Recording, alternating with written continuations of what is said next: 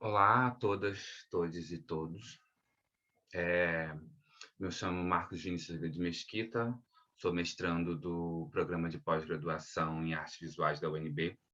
E esse trabalho ele é fruto das reflexões que eu venho desenvolvendo na minha pesquisa, em que eu trabalho justamente com essa perspectiva, com as potencialidades pedagógicas do cinema negro, na minha pesquisa com o recorte de raça e sexualidade, em que esses filmes eles fazem um retrato das experiências de jovens negros LGBTs, no Brasil.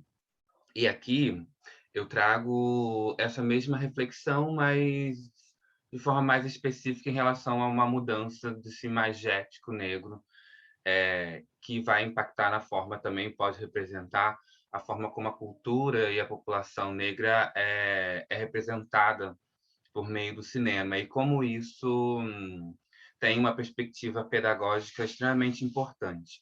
E para começar essa conversa, é importante que a gente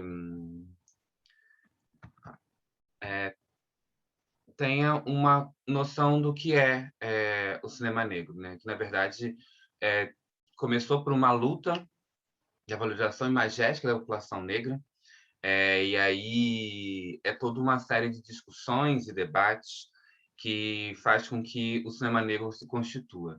E o cinema negro se constitui como um conjunto de filmes produzidos por realizadores e realizadoras negras que tratam de temas ligados à população negra. Então, ele surge a partir desses questionamentos de cineastas, intelectuais, ativistas, porque também está extremamente ligado aos questionamentos dos movimentos sociais negros, da forma como a população negra era construída, a imagem da população negra era construída no cinema produzido até então. E aí, a partir desses questionamentos, alguns artistas vão começar a produzir seus próprios filmes, e aí eu destaco o Osmo Bubu, que ele é considerado o pai do cinema negro. Ele tem importantes produções, como O Alma no Olho, seu primeiro filme, em que ele vai tratar dessa experiência negra na diáspora. Então, você tem uma série de elementos que vão fazer com que você modifique a forma como a população negra é retratada em cena, né? Então, ele vai buscar justamente alterar essa forma como as personagens negras eram retratadas, é, que promove uma mudança na subjetividade e até mesmo na realidade social a partir do momento em que você se vê de outra forma, né? Um dos questionamentos que eram trazidos por esses ativistas eram que ou você tinha um certo apagamento de personagens negros e negras, ou então esses personagens eram construídos por meio de estereótipos. Então você tem sempre questões muito problemáticas atreladas a esses personagens, né? Então você vai ter alguns movimentos importantes que vão começar a definir o que é o cinema negro. E aí eu destaco esses dois manifestos, né, que é o Dogma Feijoada e o Manifesto do Recife, que vão começar a especificar o que é o cinema negro, né? Vão alargar esse debate que já tinha sido começado lá na década de 70 por Zósimo Bubu e tantos outros, né? Então vai começar a questionar, dizer que são histórias ligadas à história e cultura negra, tem personagens principais, negros e negras, você tem toda uma estrutura de produção composta por profissionais negros. Então, você começa a ter, dentro do cinema negro, pela primeira vez no cinema nacional, é, profissionais negros e negras atuando no comando de algumas equipes. Então, começa a ter direção, fotografia, direção de arte, produção e por aí vai, comandados por pessoas negras. Na verdade, esse debate todo dentro do cinema negro ele vai definir que, a partir do momento em que nós produzimos, nós damos um outro olhar. E esse outro olhar é o que vai ser esse diferencial em relação a esse imagético negro que existia até então.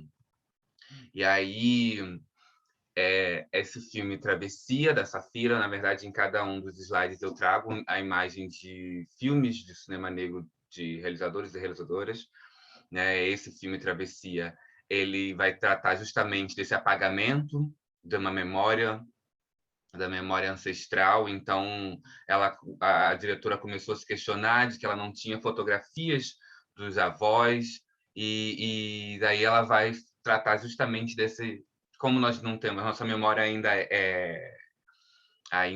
era muito ligada à questão oral. A gente não tem essa imagem dos nossos ancestrais, né? Então, você começa a trazer outros questionamentos que até então o cinema nacional não trazia.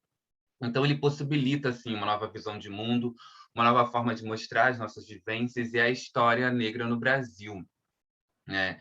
E justamente por isso, de entender que a população negra tem diferentes experiências, o cinema negro possibilita tratar dessas diferenças, dessas experiências dos mais diversos grupos que compõem a população negra. Então, mulheres, LGBTs, idosos, quilombolas, que possuem diferentes experiências de vida, diferentes culturas, né? Então, o cinema negro ele é extremamente diverso na sua temática. A gente não está falando de uma produção com uma unidade de estética, uma unidade, mas sim justamente a sua unidade se dá ao tratar da população negra, sua história e sua cultura, né? Aí o Negrume, do Diego Paulino, que é um filme que vai tratar sobre essa experiência LGBT e trazer uma personagem trans como representante de uma ancestralidade. Então, você tem, sim, outras formas de contar. E aí eu trago esse caráter pedagógico do cinema negro, né?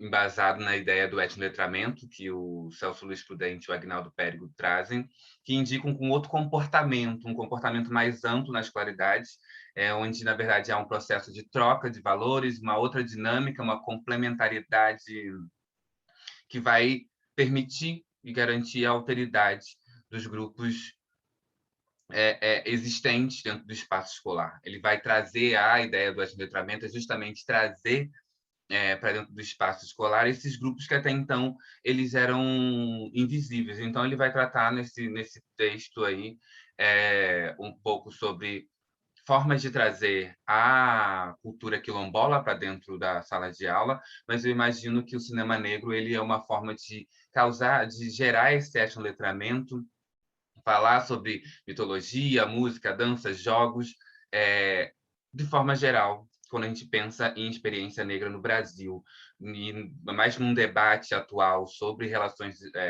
educação das relações étnico-raciais, esse cinema tem esse potencial de produzir esse sentido, uma imagem que traz mudanças paradigmáticas, que traz um conhecimento que muitas vezes não estava inserido dentro do currículo ou dentro da escola em si, né? Então, é justamente essa perspectiva que demonstra, que traz a dimensão pedagógica do cinema negro, né? E aí eu concluo dizendo justamente que a dimensão pedagógica do cinema negro ela contribui com a formação crítico-reflexiva dos estudantes, já que ela insere diferentes experiências negras dentro do ensino, né? Em específico nas artes visuais, que na verdade consegue reconstruir, já que é nas artes visuais que a gente trabalha essencialmente com a imagem, ela reconstrói essa história imagética do negro, né?